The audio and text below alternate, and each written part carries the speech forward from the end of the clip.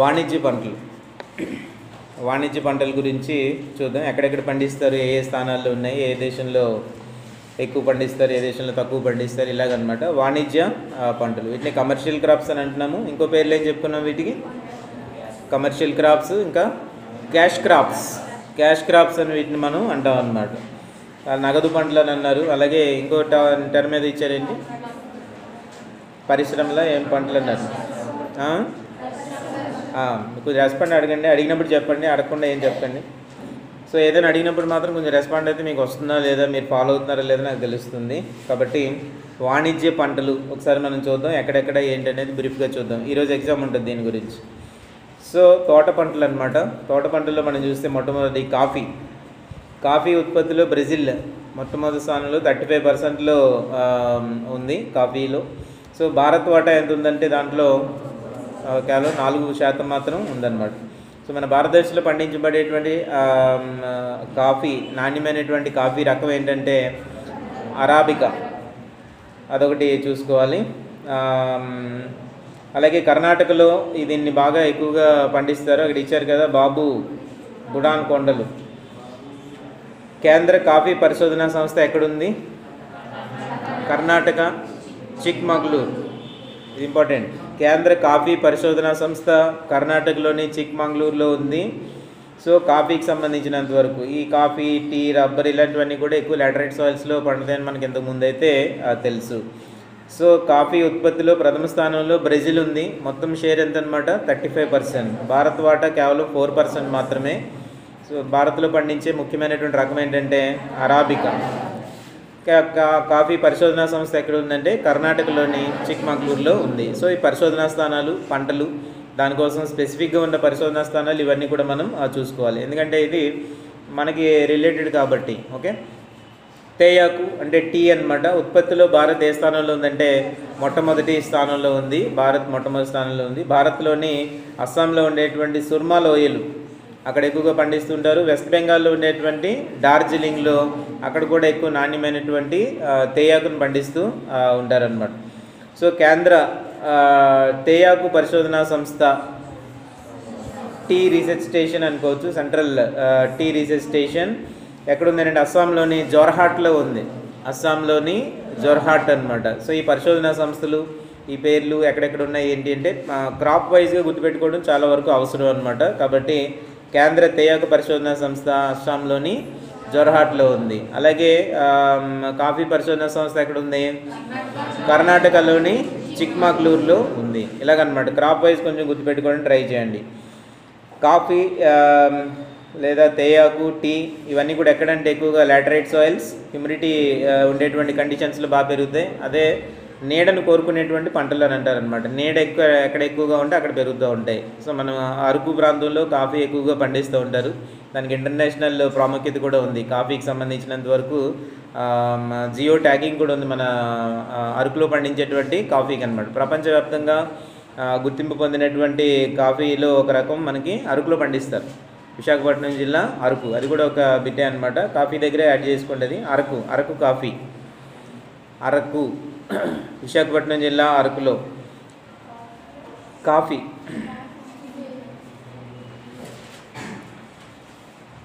దగ్గర. సో ఇలాగ టీ పంటలు ఇవన్నీ కావడానికి కాఫీ, టీ పంటలు వీటికి ఏంటంటే ఏం కావాలని అంటే నీడను కోరుకునేటువంటి పంటలు ఇవి. అందువల్ల ఏంటంటే నీడ ఎక్కడ ఎక్కువగా ఉంటే ఆ ఏరియాల్లో వీటిని ఎక్కువగా పండిస్తుంటారు. మనం చూసాం ఒక స్టెప్ వైజ్ కల్టివేషన్ మనం చూస్తుంటాం. అంటే ఒకవేళ మీరు అది చూసారో లేదో తెలియదు. సో మిరియాలు పండిస్తుంటారు, పైన చెట్లు ఉంటాయి, వాటి మీద అవి నీడనిస్తూ ఉంటాయి. కింద ఉండేటువంటి కాఫీ తోటలన్నిటికీ నీడనిస్తూ ఉంటాయి. ఈ చెట్ల మీద కూడా కొన్ని రకాలైనటువంటి సుగంధ ద్రవ్య పంటలన్నీ కూడా పండిస్తూ ఉంటారనమాట.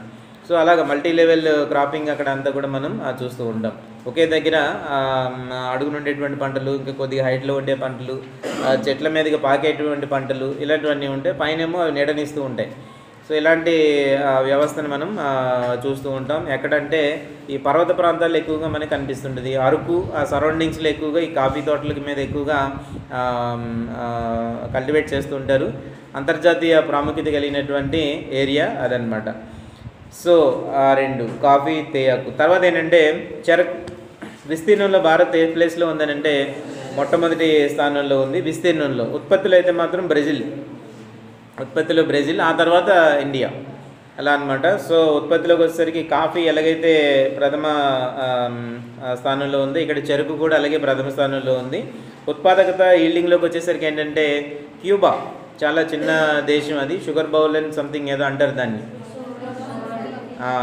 క్యూబాలో ఎక్కువగా ఈ షుగర్ పండిస్తారు. ప్రొడక్టివిటీ అక్కడ ఎక్కువగా ఉందన్నమాట. ప్రొడక్టివిటీ అంటే ఎక్కువ పండుతుంది, ఒక ఎకరానికి మనం ఈల్డింగ్ చూసుకుంటుంటే ఎక్కువ ఈల్డింగ్ వస్తుంది అనమాట. మన దేశంలో పండిస్తారు, బ్రెజిల్లో పండిస్తారు, కానీ ఉత్పాదకత రీత్యా మనం చూసేటట్టయితే ఎక్కడ ఎక్కువగా ఉంటుందన్నమాట, క్యూబా.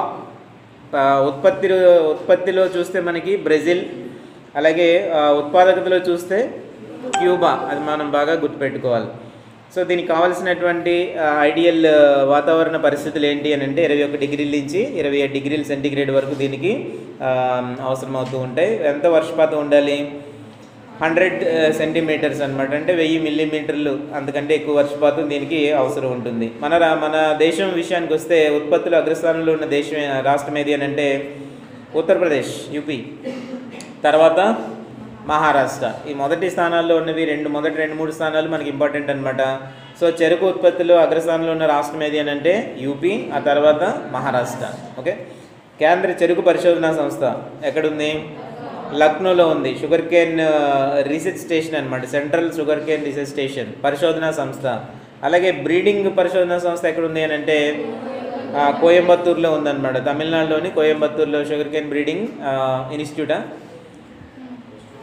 అంతే కదా, SBI sugarcane breeding institute కోయంబత్తూరులో ఉంది, తమిళనాడులో ఉందన్నమాట. సో పరిశోధనా సంస్థ ఎక్కడ ఉంది అని అంటే లక్నోలో ఉంది. సో లక్నోలో ఉంది.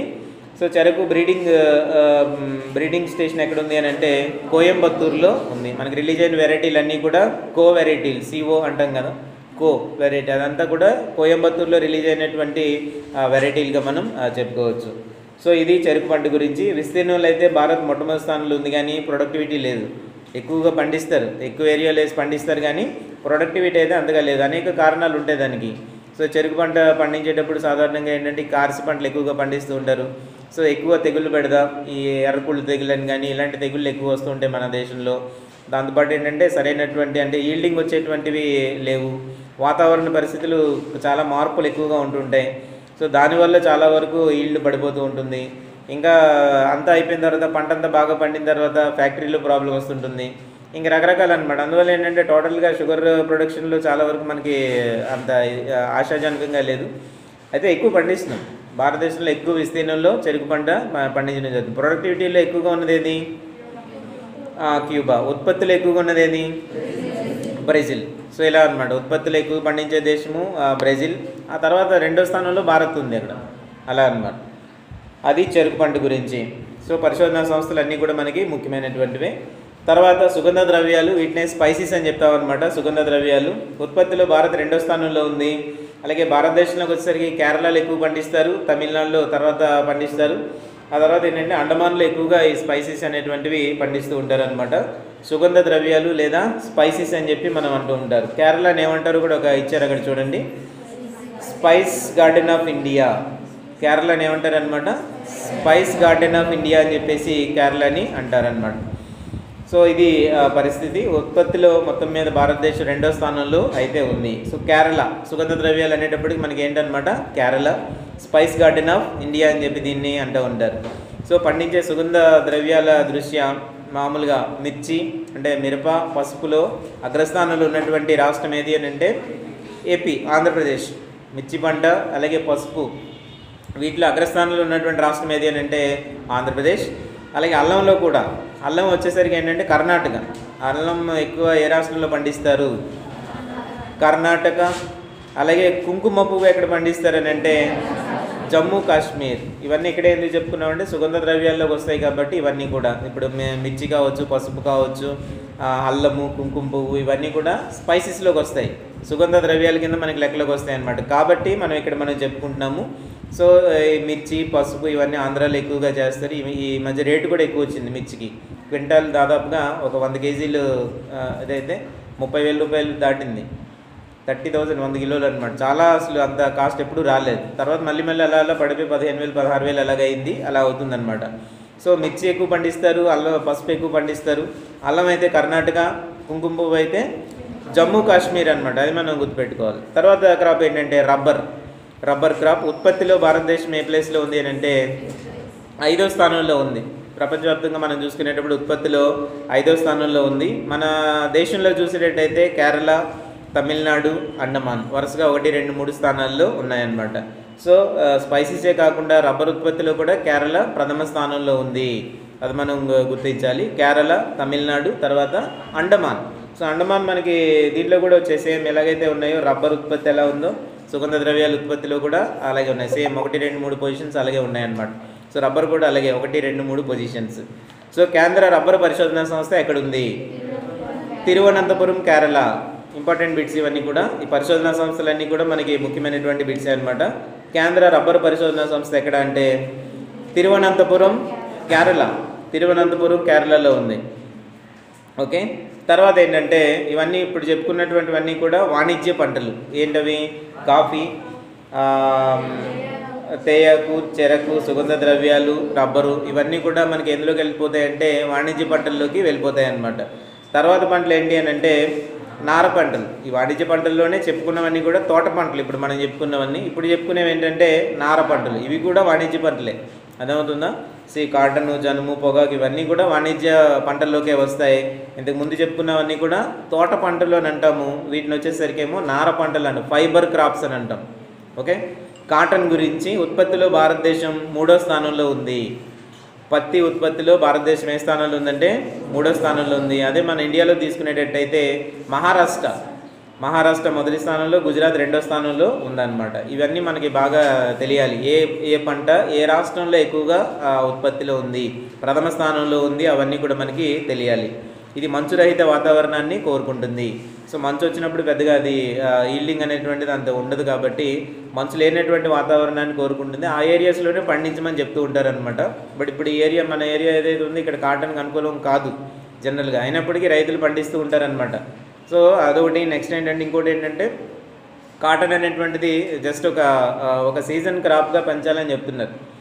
ఒక సీజన్లోనే పండించుకోవాలి మనం. కానీ మన ఏరియాలో ఏం చేస్తారంటే ఎప్పుడో జూన్, జూలైలో నాటినటువంటి పంట మళ్ళీ ఏప్రిల్ నెల వరకు కూడా ఉంచుతారు, అర్థమవుతుందా? ఏప్రిల్ నెల వరకు ఉంచుతారనమాట. ఏప్రిల్ నెల వరకు ఉంచడం ద్వారా ఏం జరుగుతుందని అంటే అనేక రకమైనటువంటి పెస్టులు దాని మీద అటాక్ చేస్తున్నాయి.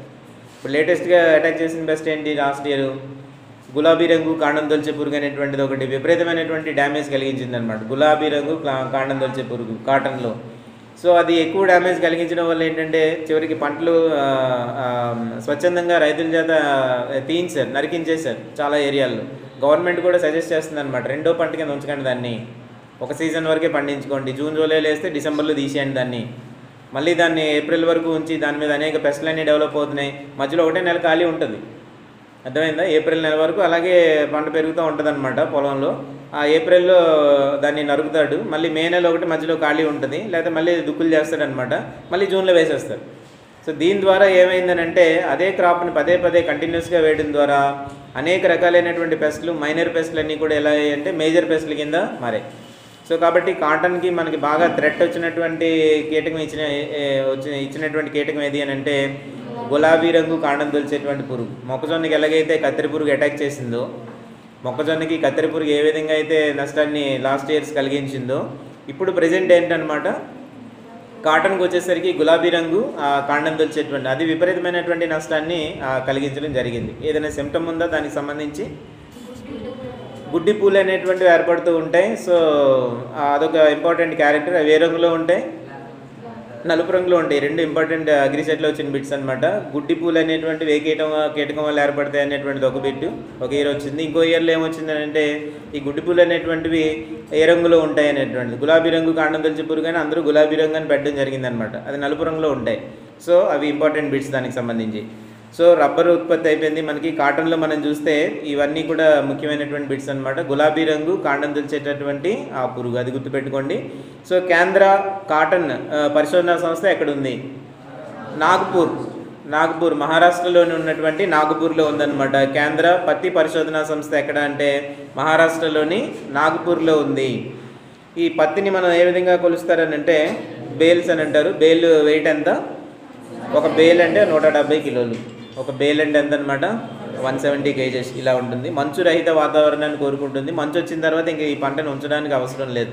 నవంబర్ డిసెంబర్ వచ్చేసరికల్లా మ్యాక్సిమం ఒక సీజన్లో పంటని తీసేయాలి. అది మనకి రికమెండేషన్ అనమాట. ఓకే, సో ఫైబర్ క్రాప్స్లో మొట్టమొదటిది ఏంటి అని అంటే కాటన్. రెండోది ఏంటంటే జనుము. ఉత్పత్తిలో భారతదేశం మొట్టమొదటి స్థానంలో ఉంది. భారతదేశంలోకి వచ్చేసరికి ఏంటంటే వెస్ట్ బెంగాల్, ఎప్పటి నుంచో వెస్ట్ బెంగాల్లే ప్రథమ స్థానంలో ఉంది. అక్కడే ఎక్కువగా ఈ జనుము పండిస్తూ ఉంటారనమాట. రెండో స్థానంలో అస్సాం ఉంది. మూడో స్థానంలో బీహార్ ఉంది. జనుము పంట ఉత్పత్తిలో భారతదేశము మొట్టమొదటి స్థానంలో ఉంటే భారతదేశంలో వెస్ట్ బెంగాల్ ప్రథమ స్థానంలో ఉంది. రెండో స్థానంలోనే ఏముందంటే అస్సాం ఉంది. మూడో స్థానంలో ఏముందనమాట బీహార్ ఉంది. దీన్ని ఏమంటారంటే జనుముని గోల్డెన్ ఫైబర్ ఆఫ్ ఇండియా అని అంటారు. జనుముని ఏమంటారు? గోల్డెన్ ఫైబర్ ఆఫ్ ఇండియా అని అంటారు. ఇంతకుముందు చెప్పుకున్నాం కదా స్పైస్ గార్డెన్ ఆఫ్ ఇండియా అని, కేరళ. ఈ పంటను ఏమంటారంటే జనుము పంటను ఏమంటారంటే గోల్డెన్ ఫైబర్ అని అంటారు అనమాట. ఫైబర్ ఆఫ్ ఇండియా అని అంటారు అనమాట. సో థర్డ్ క్రాప్ ఏంటంటే పొగాకు, టుబాకో అనమాట. దీన్ని ఎవరు ప్రవేశపెట్టారంటే పోర్చుగీస్ వాళ్ళు ప్రవేశపెట్టడం అనేటువంటిది జరిగింది. పొగాకు ఉత్పత్తిలో భారతదేశం ఏ స్థానంలో ఉంది అని అంటే మూడో స్థానంలో ఉంది. ప్రపంచవ్యాప్తంగా పొగాకు ఉత్పత్తిలో మనం చూసేటట్టయితే భారతదేశ స్థానం ఎంతంటే మూడో స్థానం అనమాట. భారతదేశంలో కనుక మనం చూసుకునేటట్టయితే ప్రథమ స్థానంలో ఉన్నటువంటి రాష్ట్రం ఏది? ఏపీ, ఆంధ్రప్రదేశ్. సో భారతదేశంలో మనం చూసుకుంటే పొగాకు ఉత్పత్తిలో అగ్రస్థానంలో ఉన్నటువంటి రాష్ట్రం ఏదనంటే ఆంధ్ర, తర్వాత ఏంటంటే గుజరాత్, మూడోది ఏంటంటే తమిళనాడు. ఇలా అనమాట వరుసగా ఆంధ్ర, గుజరాత్, తమిళనాడు అనమాట. సో కేంద్ర పొగాకు పరిశోధనా సంస్థ ఎక్కడుంది? రాజమండ్రి, సిటిఆర్ఐ అంటాం కదా, సెంట్రల్ టొబాకో ఏంటది? సెంట్రల్ టొబాకో రీసెర్చ్ ఇన్స్టిట్యూట్ అనమాట. ఎక్కడుంది అది? రాజమండ్రి దగ్గర ఉంది. అదొక ఇంపార్టెంట్ బిట్ అది. సో రాజమండ్రి, ఇప్పుడేమో రాజమహేంద్రవరం అంటున్నారు, అది మనం గుర్తుపెట్టుకోవాలి. సో సిటిఆర్ఐ ఎక్కడుంది అని అంటే రాజమహేంద్రవరం అది. సో దీనికి కావాల్సినటువంటి ఐడియల్ వాతావరణం ఏంటంటే 27 డిగ్రీల నుంచి 40 డిగ్రీల వరకు దీన్ని తట్టుకుంటుంది. అలాగే వర్షపాతం వచ్చేసరికి 700 మిల్లీమీటర్స్ నుంచి 1000 మిల్లీమీటర్స్ వరకు ఆ వర్షపాతం దీనికి కావాలి. ఎక్కువ వర్షాన్ని కూడా తట్టుకోలేదు చాలా సందర్భాల్లో. ఆరుతడి పంట ఎక్కువ వర్షాన్ని కూడా ఇది కంప్లీట్గా అయితే తట్టుకోలేదు. వర్షం అయితే ఉండాలి. 700 నుంచి 1000 మిల్లీమీటర్ల వర్షపాతం దీనికి అవసరమవుతూ ఉంటుంది. ఇది తర్వాత ఏంటంటే ఆయిల్ సీడ్స్. ఆయిల్ సీడ్స్ వచ్చేసరికి ఉత్పత్తిలో మధ్యప్రదేశ్, అలాగే రెండవ స్థానంలో రాజస్థాన్ ఉంది. నూనె గింజల ఉత్పత్తిలో సగానికి పైగా వేరుశనగ మనకి కంట్రిబ్యూట్ చేస్తుంది అనమాట. వేరుశనగ ఆయిల్ ఎక్కువగా మనం ఉపయోగిస్తూ ఉంటాము. సో నూనె గింజల ఉత్పత్తిలో సగానికి పైగా వేరుశనగ నూనె. సో వేరుశనగ ఉత్పత్తిలో ప్రథమ స్థానంలో ఉన్నటువంటి రాష్ట్రాలు ఏవేనంటే గుజరాత్ మరియు ఏపీ, ఆంధ్రప్రదేశ్. వేరుశనగ ఉత్పత్తిలో ప్రథమ స్థానంలో ఉన్నటువంటి రాష్ట్రాలు గుజరాత్ మరియు రెండో స్థానంలో ఆంధ్ర ఉంది. ఇవి చాలా ఇంపార్టెంట్. ఈరోజు పేపర్లో అడుగుతాను నేను ఇవన్నీ కూడా. ఏ పంట ఏ రాష్ట్రంలో ప్రథమ స్థానంలో ఉంది, ఇవి కాంపిటేటివ్ ఎగ్జామ్కి చాలా ఇంపార్టెంట్ అనమాట. ఏ స్థానంలో ఉన్నాయి, అందులో మనకి విలేజ్ అగ్రికల్చర్ అసిస్టెంట్ అనేటప్పటికీ తప్పనిసరిగా ఇవి అడుగుతూ ఉంటారు. అర్థమవుతుందా? ఇవి మీకే కాదు, ఇవి అగ్రికల్చర్ వాళ్ళకే కాదు, ఇవి ఆయన అనేక రకాలైనటువంటి అనేక కాంపిటేటివ్ ఎగ్జామ్స్లో కూడా ఇది అడుగుతారనమాట. ఇది మన అగ్రికల్చర్ నోట్స్ నుంచి సేకరించిన సమాచారం కాదు. అర్థమవుతుందా మీకు? కాబట్టి దీనికి ఇంత ఇంపార్టెన్స్ ఉంది. ఎక్కడెక్కడ ఏ పరిశోధన స్థానాలు ఎక్కడ ఉన్నాయి ఏంటి ఇలాంటివన్నీ కూడా మనం తెలుసుకోవాలి. తర్వాత చూస్తే కేంద్ర వేరుశనగ పరిశోధనా సంస్థ ఎక్కడుంది అని అంటే జునాగఢ్లో ఉంది. గుజరాత్లోని జునాగఢ్. కేంద్ర వేరుశనగ పరిశోధనా సంస్థ ఎక్కడ అంటే జునాగఢ్. ఎక్కడ? గుజరాత్లో ఉన్నటువంటి జునాగఢ్లో ఉంది. ఈ పరిశోధనా సంస్థలన్నీ కూడా ఎగ్జామినేషన్లో మనకి వస్తాయన్నమాట. అలాగే మిగిలినటువంటి కొన్ని క్రాప్స్ ఇచ్చారు, అవి ఎక్కువగా పండించేటటువంటి రాష్ట్రాలు ఇచ్చారు. అవి ఏంటంటే ఆముదము, ఆవాలు అయితే రాజస్థాన్ ప్రథమ స్థానంలో ఉంది. ఆముదం ఎక్కడ ఏ రాష్ట్రంలో ఎక్కువగా పండిస్తారు అని అంటే రాజస్థాన్. నువ్వులు, సోయాబీన్ ఎక్కడ అని అంటే మధ్యప్రదేశ్లో ఎక్కువగా ఉంటుంది. సన్ఫ్లవర్ ఎక్కువగా ఏ రాష్ట్రం అని అంటే కర్ణాటక. సన్ఫ్లవర్ ఎక్కువగా కర్ణాటక అనమాట. పామాయిల్ ఆంధ్రప్రదేశ్లో ఎక్కువగా పండిస్తారు. ప్రజెంట్ ఉన్నటువంటి లెక్కల ప్రకారంగా ఆంధ్రప్రదేశ్ పామాయిల్ కోసం. ఇంకా డీటెయిల్గా ఇచ్చినప్పుడు దాని గురించి మళ్ళీ మనం చూద్దాం. అది మనకి ఉన్నటువంటిది అనమాట. సో ఇవన్నీ కూడా ఏంటంటే ఫైబర్ క్రాప్స్. ఇప్పుడు మనం ఏవైతే చెప్పుకున్నామో ఇవన్నీ కూడా ఫైబర్ క్రాప్స్. తర్వాత చెప్పుకున్నవన్నీ కూడా ఆయిల్ సీడ్స్. అంటే ఇప్పుడు ఏంటి, ఇప్పుడు మనం చెప్పుకున్న వాణిజ్య పంటల్లో మనం ఏవేవి చూసాం? వాణిజ్య పంటల్లో మనం ఏం చూసామంటే తోట పంటలు చూసుకున్నాము. తోట పంటలు, తర్వాత నార పంటలు, తర్వాత ఆయిల్ సీడ్స్ మొత్తం చూసాం. సో ఇవన్నీ కూడా ఎక్కడెక్కడ ఉన్నాయి ఏంటి అవన్నీ కూడా ఒకసారి మనకి చదవండి. తర్వాత ఏంటంటే పండ్ల తోటలు. తర్వాత ఏంటంటే పండ్ల తోటలు ఎక్కడెక్కడ ఏ రాష్ట్రం డైరెక్ట్గా మనకి అక్కడ ఇవ్వడం జరిగింది చూడండి. పండ్ల తోటలు అనమాట. ఏ రాష్ట్రం ప్రథమ స్థానంలో ఉంది, ఎక్కడ ఏంటి అనేది. అన్నిటికన్నా ముందు ఏంటంటే పండ్లు కూరగాయల ఉత్పత్తిలో భారతదేశం ఏ స్థానంలో ఉంది? మొట్టమొదటి స్థానంలో ఉంది. పండ్లు కూరగాయల ఉత్పత్తిలో భారతదేశం ఫస్ట్ ప్లేస్లో ఉంది. ప్రపంచ కూరగాయల ఉత్పత్తిలో భారత్ వాటా ఎంత? 13%. అవి ఇంపార్టెంట్ బిట్స్ అన్నీ కూడా. ప్రపంచ కూరగాయల ఉత్పత్తిలో భారత్ వాటా ఎంత అంటే 13%. సో పండ్లు కూరగాయల ఉత్పత్తిలో భారతదేశం ప్లేస్ ఏంటంటే ఫస్ట్ ప్లేస్ అనమాట. ఇవన్నీ కొంచెం లేటెస్ట్ గణాంకాలు కొంతవరకు ఇస్తుంటాము. ఇవేంటంటే ఇయర్లీ మారిపోతుంటాయి కొన్ని సందర్భాల్లో. ఒక ఇయర్ అంతా ఎక్కడైనా ఏదైనా ప్రాబ్లమ్స్ రావడం కానీ, ఏదైనా తెగుళ్ళు పురుగులు అటాక్ చేయడం కానీ జరిగాయి అనుకోండి. అలాంటి సందర్భాల్లో ఆ దేశాల్లో ప్రొడక్షన్ పడిపోతుంది. అప్పుడు వేరే దేశం టాప్ ప్లేస్లోకి వస్తుంది. ఇవి మనకి చివరిగా లేటెస్ట్గా ఉండే వివరాల ప్రకారం ఇవన్నమాట. ఒక్కొక్క సంవత్సరంలో ఒక్కొక్కసారి అన్నీ మారిపోతూ ఉండొచ్చు. సో ప్రస్తుతానికి మనం గుర్తుపెట్టుకుంటే చాలు. ఓకే. సో అలాగే మామిడి ఎక్కడ ఎక్కువ పండిస్తారని అంటే, మామిడి ఎక్కడ ఎక్కువ అని అంటే యూపీ, ఏపీ, మహారాష్ట్ర. అలాగే అరటి ఎక్కడ ఎక్కువ అని అంటే తమిళనాడు, కేరళ, మిజోరాం. ఆరెంజ్ మహారాష్ట్ర, అలాగే మేఘాలయ. ఆరెంజ్ ఎక్కడున్నాయి చూడండి, మహారాష్ట్ర, అలాగే నాగపూర్ ఇవంటారు కదా. సో అలాగే మేఘాలయ, అలాగే చిరపుంజి. జనరల్గా అది ఇంతకుముందు ఒక ప్లేస్. అది చిరపుంజి అనేది దేనికి చెప్పేవారు ఇంతకుముందు? మేఘాలయలో ఉండేటువంటి చిరపుంజి అనేటువంటి దాంట్లో అక్కడ అత్యధిక వర్షపాతం నమోదవుతుందని చెప్తూ ఉంటారు అనమాట. మొత్తం సంవత్సరం మొత్తం అక్కడ వర్షం కురుస్తూనే ఉంటుంది. సో అత్యధిక వర్షపాతం కురిసేటువంటి ప్రాంతంగా చిరపుంజి అని ఇంతకుముందు చెప్పేవాళ్ళు. తర్వాత దాన్ని కొద్దిగా మారింది, వేరే ప్లేస్ చెప్తున్నారు ఇప్పుడు. చిరపుంజి ఇప్పుడు కాదు, దాని దగ్గరలో ఉండేటువంటి ప్లేసే మరొక ప్లేస్ మనకి చెప్తున్నారు. అత్యధికంగా వర్షపాతం కురిసేటువంటి ప్రదేశం చిరపుంజి అనేటువంటిది. సో అక్కడ ఎక్కువగా మనకి ఏ క్రాప్స్ ఉన్నాయనంటే ఆరెంజ్ ఎక్కువగా ఉంది. అలాగే పైనాపిల్ ఎక్కడంటే మేఘాలయ, కేరళ. పైనాపిల్ కూడా ఎక్కడ ఎక్కువ పండిస్తారు? మేఘాలయ. సో మేఘాలయలో ఆరెంజెస్, పైనాపిల్ అవి గుర్తుపెట్టుకోండి. మేఘాలయ ఇంతవరకు మనకి రాలేదు ఎక్కడ కూడా. సో ఇక్కడ మనకి మేఘాలయ వచ్చిందనమాట. సో జామ పంటలు, లిచ్చీ అవి ఎక్కడ ఉంటాయంటే యూపీ మరియు బీహార్. లిచ్చీస్ అని ఉంటాయన్నమాట. లిచ్చీ పళ్ళు అని ఉంటాయి. అవి ఒక రకంగా ఎంటీ స్టమక్తో తినకూడదు. లిచ్చీస్ అని ఉంటాయన్నమాట, చిన్న ఉంటాయి. అవి ఎంటీ స్టమక్తో తిని కొన్ని వేల మంది చనిపోయారు. అది కూడా మీరు తెలుసుకోవాలి. లిచ్చీస్ అని ఉంటాయన్నమాట. అవి చాలా స్వీట్గా ఉంటాయి, బాగా ఉంటాయి. అవేంటంటే పిల్లలు ఆడుకుంటూ వెళ్ళి ఉదయాన్నే తోటల్లోకి వెళ్ళి ఆ పళ్ళు కోసుకొని తినేసి అనేక రకాలైనటువంటి ప్రాబ్లమ్స్కి గురయ్యారనమాట. చాలామంది చనిపోవడం జరిగింది బీహార్ రాష్ట్రంలో జరిగింది ఇది. సో ఈ లిచ్చీ పళ్ళు తిని అనేక మంది చనిపోయారు. మామూలుగా తినొచ్చు, ఎంటీ స్టమక్తో తినకూడదు. ఒకసారిగా ఎంటీ స్టమక్తో తింటే ఏమవుతుందని గ్రహించారని అంటే షుగర్ లెవెల్స్ పడిపోతాయి అన్నమాట. మన శరీరంలో ఉండేటువంటి షుగర్ లెవెల్స్ కంప్లీట్గా డౌన్ అయిపోతాయి. సో అది ఒక ఐడెంటిఫికేషన్. బీహార్లో ఉండేటువంటి సంథింగ్ ముజఫరాబాద్ అనేదో ఏరియాలో ఉన్నాయన్నమాట. అక్కడ ఏం జరిగింది అని అంటే ఇలాగే కొన్ని వేల మంది పిల్లలు చనిపోతున్నారు. వీళ్ళందరూ ఎందుకు చనిపోతున్నారు అనే ఒక రీసెర్చ్ అనేది ఆ ఏరియాలో, పర్టికులర్ ఏరియాలో చూస్తే ఆ ఏరియాలో ఎక్కువగా ఈ లిచ్చీ తోటలు ఉన్నాయి. ఈ పిల్లలు ఏం చేస్తున్నారు, ఈ ఖాళీగా ఉండేటువంటి సెలవు రోజుల్లో వీటన్నిటిలోనూ కూడా ఈ తోటల్లోకి ఆడుకోవడానికి వెళ్తున్నారు అన్నమాట. ఈ వెళ్ళిన వాళ్ళు వెళ్ళినట్టు ఉండకుండా అక్కడ ఏంటంటే ఈ పళ్ళన్నీ కూడా తినడం చేస్తున్నారు.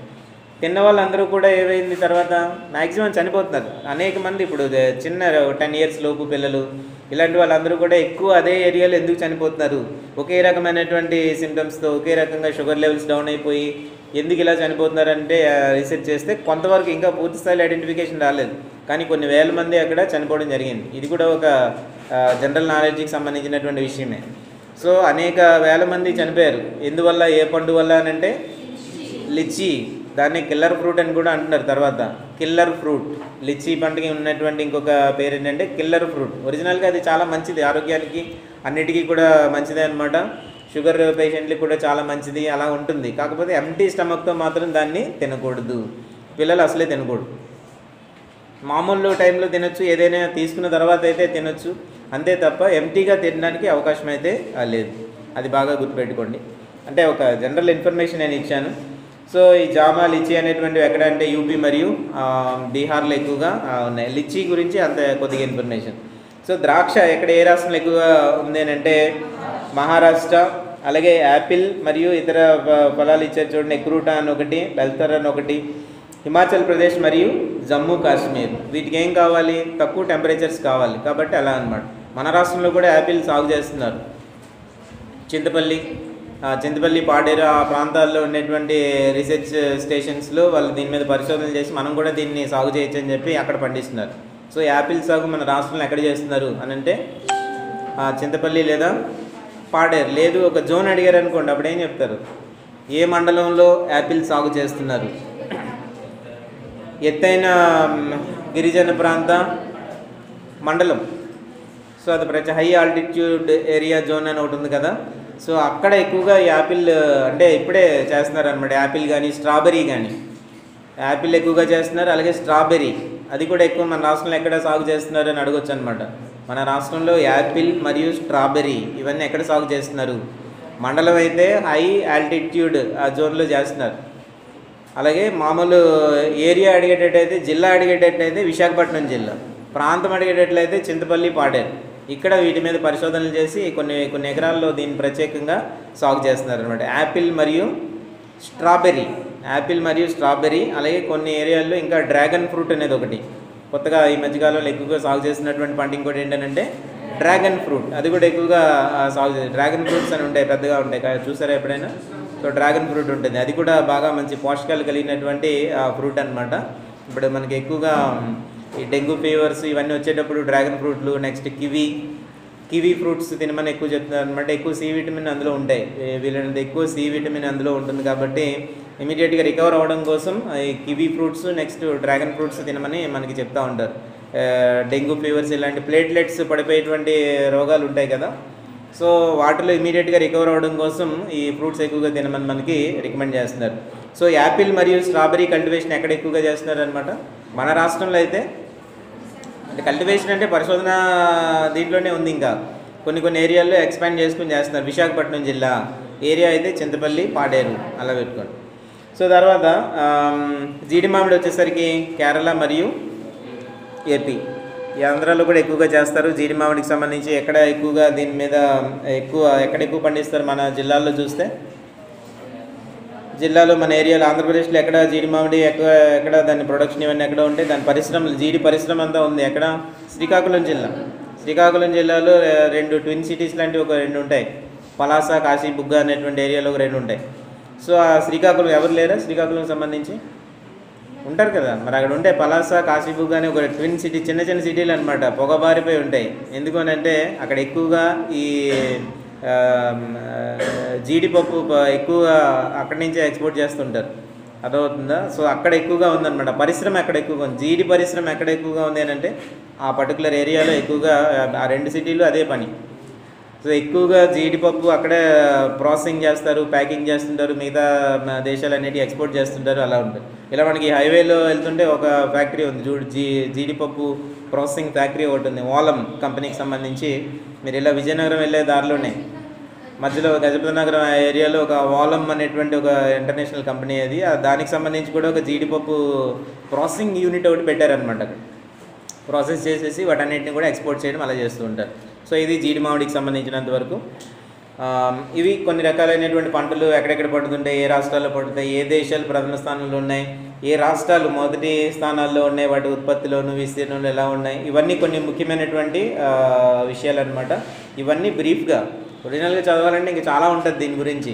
ఒక్కొక్క క్రాప్ గురించే ఒక 4-5 క్లాసులు అవుతాయి మనం డీటెయిల్గా చదవాలంటే. కేవలం ఇవన్నీ కూడా ఏంటనమాట అవుట్లైన్స్ మాత్రమే, ఇంపార్టెంట్గా ఉండేటువంటి అవుట్లైన్స్.